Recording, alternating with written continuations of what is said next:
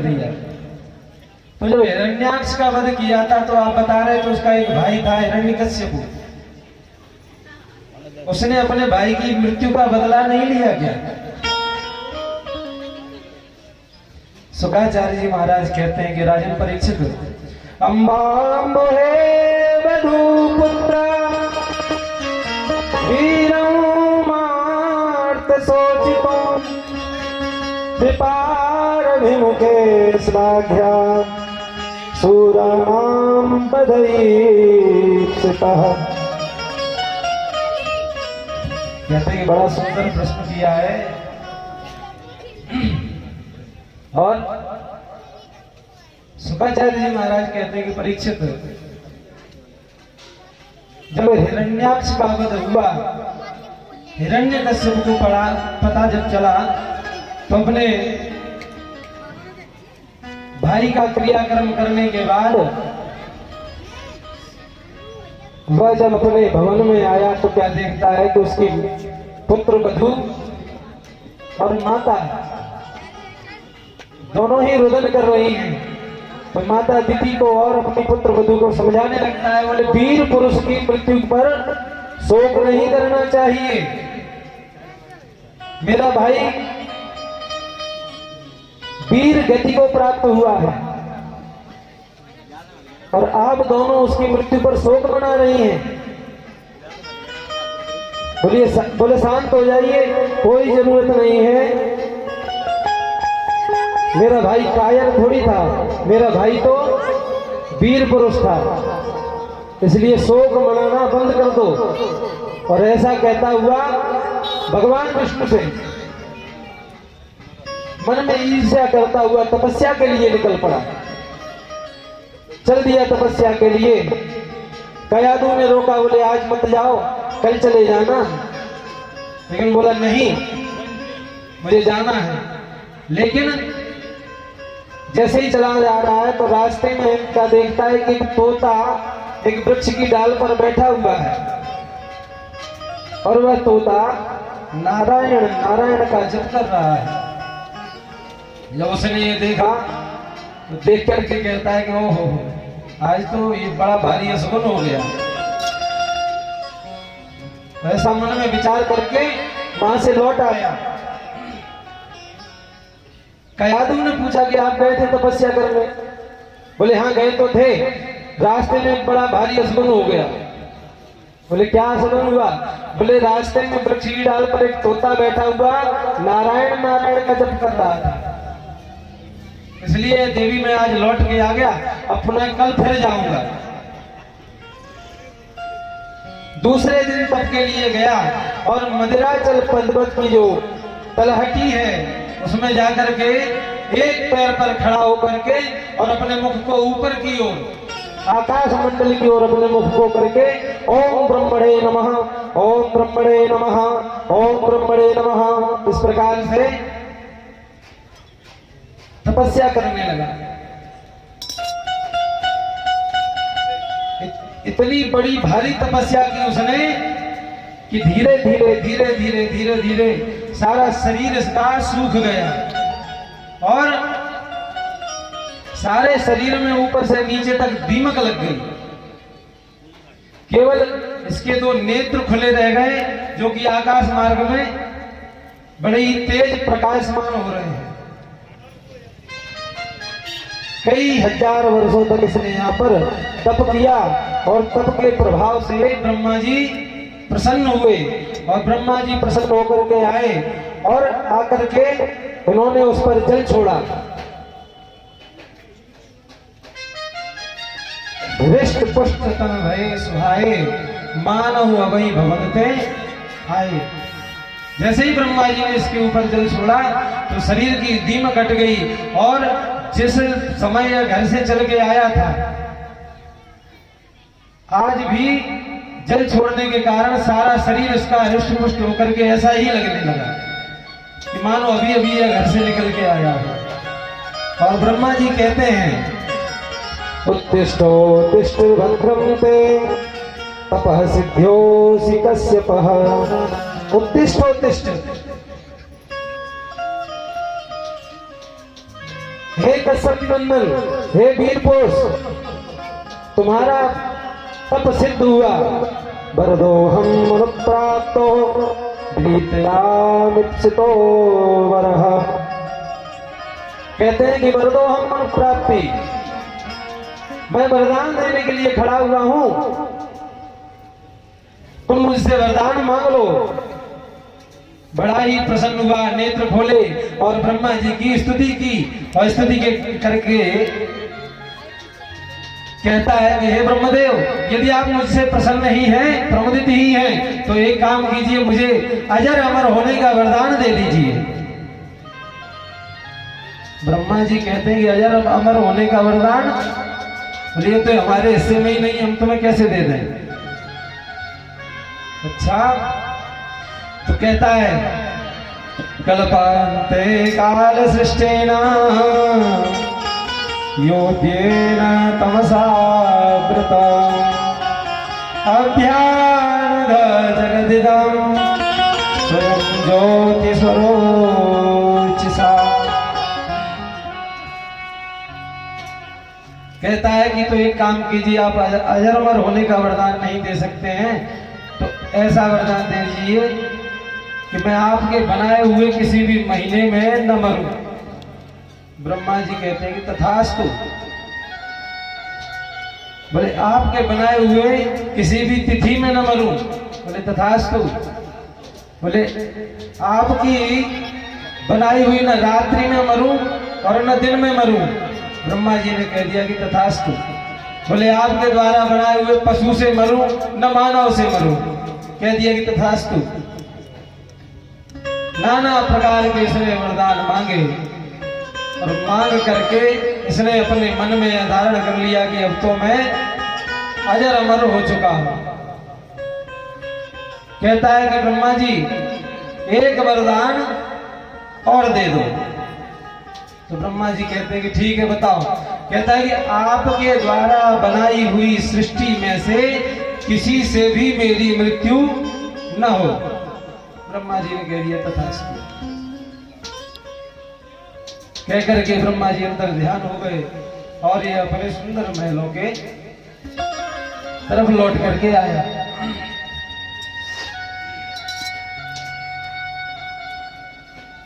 इसके 4 पुत्र थे, हृलाद, सुलाद, आह्लाद और प्रहलाद। एक दिन की बात, अपने सबसे छोटे पुत्र को अंक में भर करके गोदी में बिठा करके बड़ा ही लाड़ प्यार कर रहा है और उनसे पूछ रहा है, एक गदासुरराट पुत्रा मंकरा मारो पिलालयन।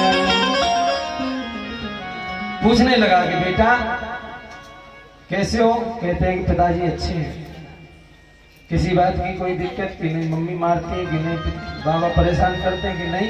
नाना प्रकार की बातें करने के बाद पूछता है, बेटा तुम्हें संसार में सबसे अच्छा कौन लगता है।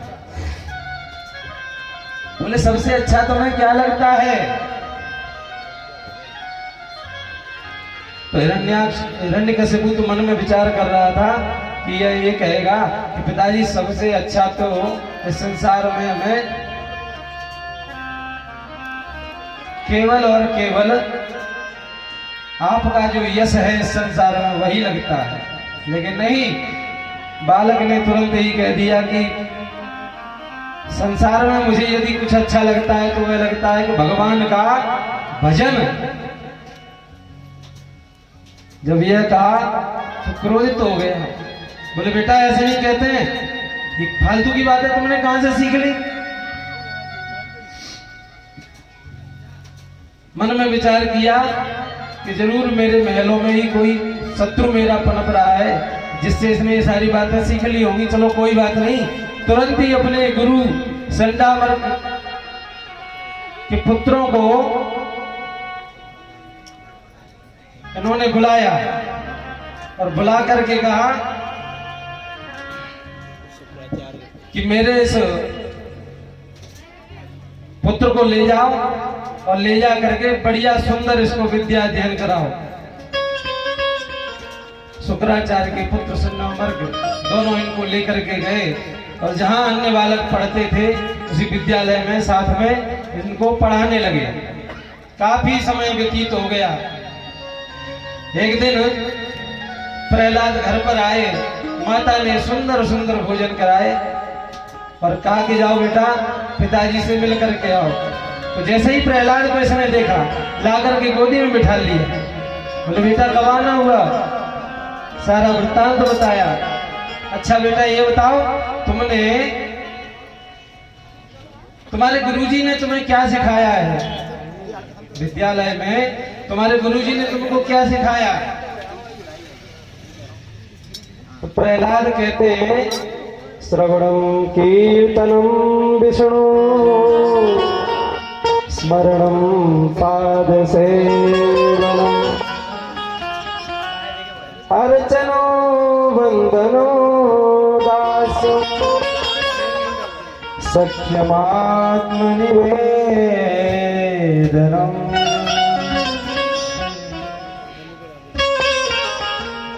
श्रवणम कीर्तनम विष्णु स्मरणम पाद सेवनम अर्चनम वंदनम दास्यम सख्य आत्मनिवेदनम।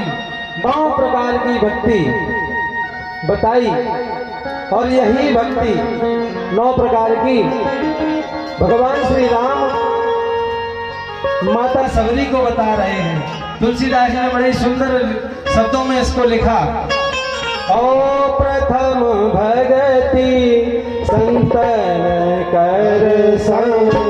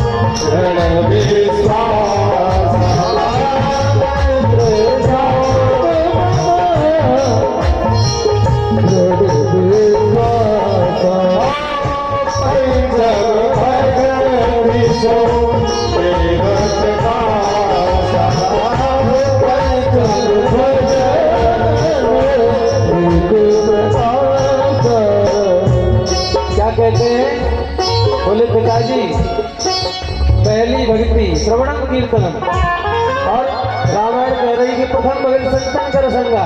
बोले संतों का संग करोगे, सत्संग करोगे यानी कि सुनोगे। प्रथम भक्ति संतन कर संगा और उसके बाद दूसरी गति यानी कि प्रेम मम कथा प्रसंगा। गुरु पद पंकज सेवा तीसरा भगति अमान। नाना प्रकार से समझा रहे हैं। और चौथी भगति मम गुणगण करई कपट तजिगान। ओ छठ दम सीला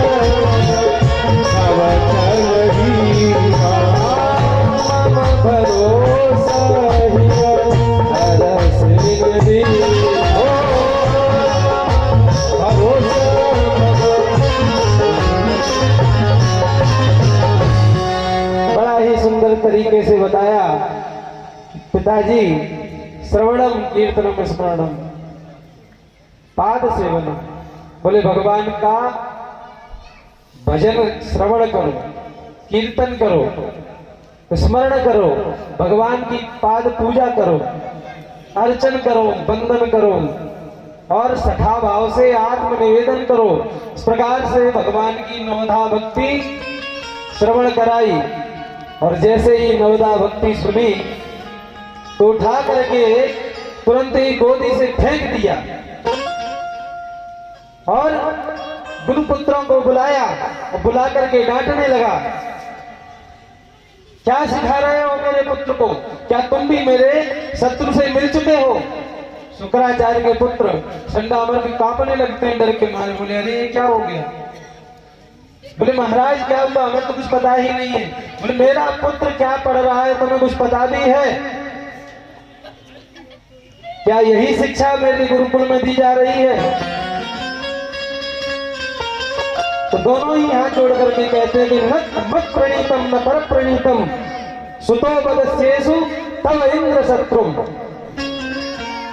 कहने लगे कि न तो इसको मैं पढ़ा रहा हूं न कोई और पढ़ा रहा है, ये सुतो बदस्येषु तव इंद्र शत्रुम। बोले हे इंद्र शत्रु, ये तो तुम्हारा बालक खुद ही ऐसी बातें करता है, और खुद ही ऐसी बातें करता है, ये तो बड़े अचंभे की बात है। देखिए बहुत सुंदर बात बताऊं आपको, ये पहले की गुरुकुल शिक्षा थी। हम और आप सभी तो इंसान है ना, एक दूसरे को क्या कहते हैं कि हम इंसान हैं। और एक कवि ने एक गाना भी लिखा, बोले न हिंदू बनेगा न मुसलमान बनेगा, इंसान की औलाद है क्या बनेगा? बोलो तो सही, अरे जरा जोर से बोलो, ऐसे नहीं बनेगा। महाराज जी ने अभी शायद है कि 2 या 3 बार एक ही बात बताई है आप सभी को। बोले इनकी बात कर रहे हैं, इन्हीं के शब्द दोहरा रहे हैं कि हम अब करने लायक नहीं है, अब हमारे बालक करने लायक है महाराज जी। तो बोले हमको केवल बताना है कि कैसे करना है कैसे नहीं करना है। अगर हम यह भी नहीं बता सकते हैं तो फिर हम कर ही क्या सकते हैं? तो कौन बनेगा बताओ? अरे बोलो तो सही, बोलने को कह रहे हैं हम, मतलब हम ही अकेले चिल्लाते रहे।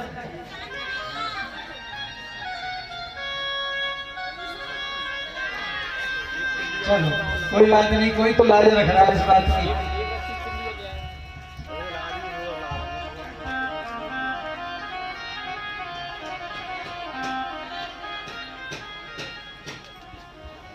चलिए, तो इंसान की औलाद है, इंसान बनेगा। तो हम और आप अपने आप को क्या कहते हैं? इंसान। बोलो राधे राधे। और कहने भर से इंसान बन जाते हैं क्या? नहीं बनते ना। हम और आप अपनी इंसानियत को खोते हुए चले जा रहे हैं। ले राक्षसों को देखो, अरे किसी और से नहीं सीख सकते हो तो कम से कम राक्षसों से ही सीख लो। उनकी शिक्षा पद्धति को तो देखो कि विष्णु के बारे में जरा से शब्द क्या कहे, आग लग गई उसको। बोले क्या सिखा रहे हो मेरे पुत्र को? सिखाना है तो जो हमारी शिक्षा पद्धति है उसको सिखाओ। और हम और आप क्या कर रहे हैं? हमारी शिक्षा पद्धति को भूलते हुए धीरे धीरे धीरे धीरे हमारी शिक्षा स्थलों से, स्कूलों से संस्कृत गायब हो गई। संस्कृत का जो पाठ्यक्रम था वो गायब हो गया। और जितने भी हमारे इतिहास के जो पाठ होते थे, कुछ तो मैंने पढ़ लिए लेकिन अब वो भी नहीं मिलते देखने को। महारानी लक्ष्मीबाई, पृथ्वीराज सिंह चौहान, महाराणा प्रताप, धीरे धीरे सब गायब हो गए। किसी ने कुछ कहा, किसी ने कुछ नहीं कहा। राक्षसों को देखो कितना वह नाराज हो रहा है, क्रोधित हो रहा है। और हम और आप हैं कि हम अपनी पढ़ाई को छोड़ करके पाश्चात्य सभ्यता को अपनाते हुए चले जा रहे हैं। और उनको देखो जो विदेश में बैठे हुए हैं, संस्कृत पर डिग्रियां प्राप्त कर रहे हैं कि नहीं?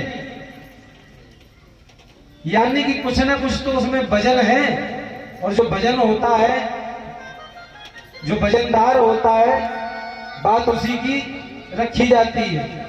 तो हम और आप तो सब उसको भूलते हुए चले जा रहे हैं। लेकिन वही विदेश में देखो आप, विद्यालयों में संस्कृत पढ़ाई जाती है, और संस्कृत जो है वो ऐसी वैसी भाषा नहीं है। हमें और आपको यह सौभाग्य प्राप्त हुआ है कहने के लिए, केवल कहने के लिए, क्योंकि उसको अपनाते तो है ही नहीं हम। केवल कहने के लिए यह सौभाग्य प्राप्त हुआ है कि यह देव भाषा है, और देव भाषा को हम धारण करते हैं। तो आज यह बड़ा क्रोधित हुआ। अच्छा, एक वृत्तांत याद आ गया, आपको सुनाते हैं। बोले एक स्कूल में एक शिक्षा अधिकारी है, सब लोग ध्यान से सुनना। एक स्कूल में एक शिक्षा अधिकारी आए, और शिक्षा अधिकारी आए तो प्रिंसिपल और स्कूल के जो मास्टर टीचर इत्यादि और विद्यार्थी सब घबरा गए। बोले अरे अब ये आगे पता नहीं क्या होगा, यानी क्या ना पूछ दें। तो सीधे क्लासरूम में घुस गए, और क्लासरूम में जाकर के पूछने लगे कि मेरे प्रश्न का सही सही जवाब देना।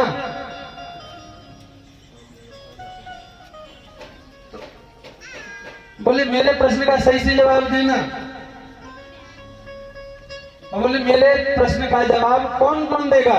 तो सब बच्चों ने हाथ ऊपर उठा दिया, सबरे बच्चों ने, क्योंकि पहले से पढ़े पढ़ाए थे। बोले कुछ पूछे तो सबरे हाथ खड़े कर देना। तो सबने हाथ ऊपर उठा दिए। अब उन्होंने मन में विचार किया कि इस स्कूल के बच्चे तो बहुत होशियार हैं, किसी ने हमें गलत जानकारी दे दी।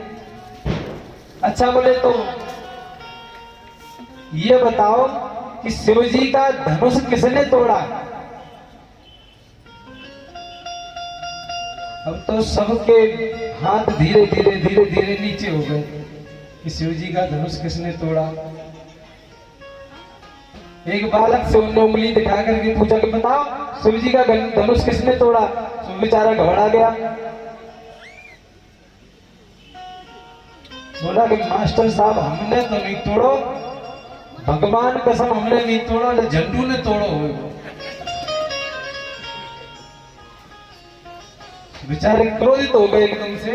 बोले कैसी शिक्षा दी जा रही है इस स्कूल में? कहते हैं कि हमने नहीं तोड़ा, झंडू ने तोड़ा। बोले मास्टर साहब कहाँ हैं तुम्हारे? मास्टर साहब को बुलवाया गया।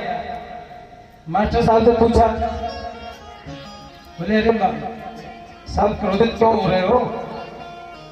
बोले क्रोधित इसलिए हो रहे हैं कि हमने इन बच्चों से पूछा तो कह रहे हैं कि हमने नहीं तोड़ा, झंडू ने तोड़ा होगा। तो मास्टर साहब कहते हैं कि तोड़ा तो इसी ने होगा, लेकिन नाम झंडू का ले रहा है, हमको पता है बहुत ज्यादा उद्यम करता है। हम तो बेचारे आग बबूला हो गए। बोले इसका प्रधानाचार्य कौन है? चलो हमें उसके पास ले चलो। तो प्रधानाचार्य को पता पड़ा, दौड़ते दौड़ते वो भी आ गए। हाथ जोड़ करके बोले अरे साहब क्या बात हो गई? बोले तुम्हारे बच्चों से पूछा तो कह रहे झंडू ने तोड़ा, और तुम्हारे मास्टर से पूछ रहे हैं तो कहते हैं कि इसी ने तोड़ा होगा, झंडू का नाम तो झूठा लगा रहा है। सुनने उनका अधिकारी साहब का हाथ पकड़ा, बोले सर एकांत में आइए। एकांत में लेके गए।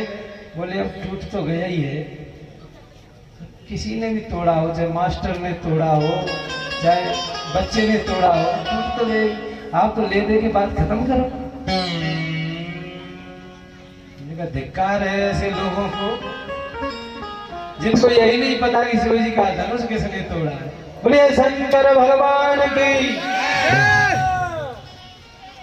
तो गुरुपुत्र कहते हैं कि नमत प्रणीतम न पर प्रणीतम सुतस्य सुतोपदस्य सुई तब इंद्र शत्रुम। बोले हे इंद्र शत्रु, न मैंने पढ़ाया है न किसी और ने पढ़ाया है, तो खुद का पढ़ा हुआ बोल रहा है। डांट फटकार करके प्रहलाद जी को फिर से विद्यालय के लिए भेज दिया गया। ये साहब विद्यालय में आए और आकर के पढ़ने लगे। एक दिन की बात है, ये जो गुरुपुत्र हैं संडवर्क, ये कहीं बाहर चले गए तो अपने साथी मित्रों से इन्होंने कहा कि एक काम करो, आओ मैं तुम्हें पढ़ाता हूं।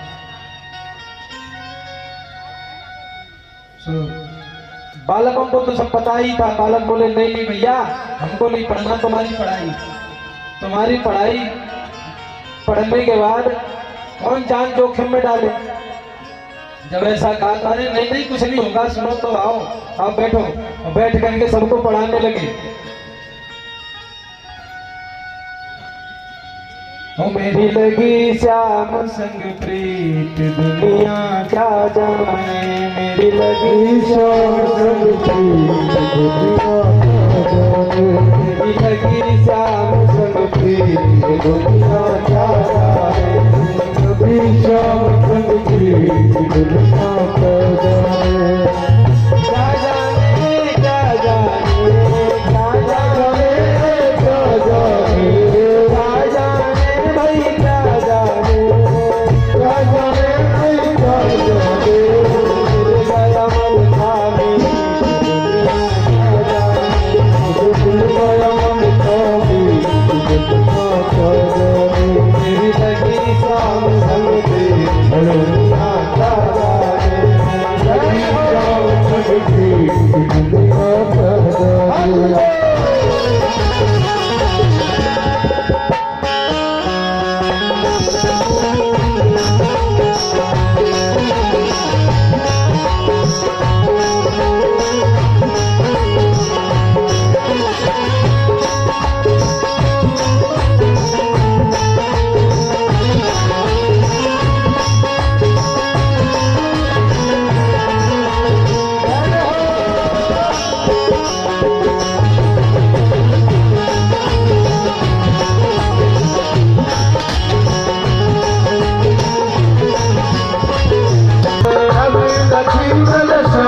जब से छोड़ दिया संसार में, कब से छोड़ दिया संसार में, कब से छोड़ दिया संसार में, कब से छोड़ दिया संसार में, कब से ऐसी पागल प्रीत दुनिया ऐसी शाम संग प्रीत दुनिया क्या जाने, मेरी लगी शाम संग प्रीत दुनिया क्या जाने, मेरी लगी शाम संग प्रीत दुनिया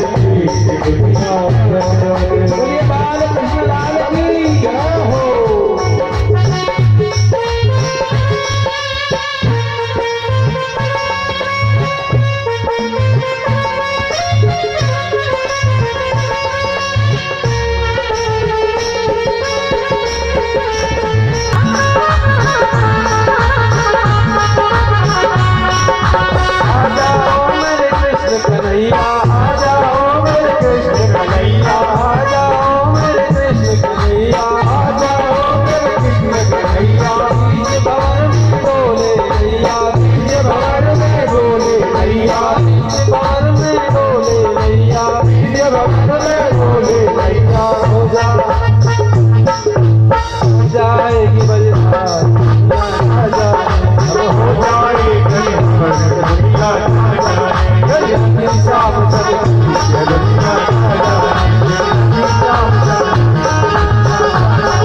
दोनों हाथ ऊपर उठाते हुए दोनों हाथों में तालियों की सेवा करते हुए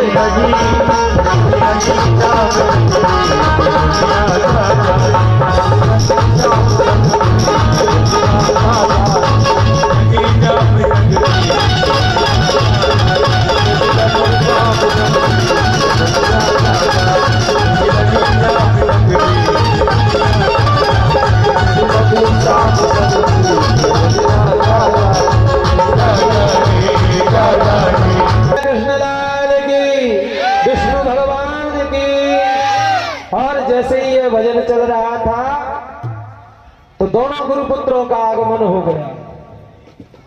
अब दोनों गुरुपुत्रों को क्या करना चाहिए तो बोले दूर से ही डांटना फटकारना चाहिए था। अब भजन चल रहा है और सारे मित्रगण उनके साथ में नृत्य कर रहे हैं। अब बोले दूर से जब नहीं रोका पास ही पहुंच गए और एक बालक का हाथ पकड़ा और पकड़ के रोकना चाहते हैं। बोले क्या कर रहे हो? और तब तक तो करंट लग गया और वो भी साथ में ही झूमने लगे।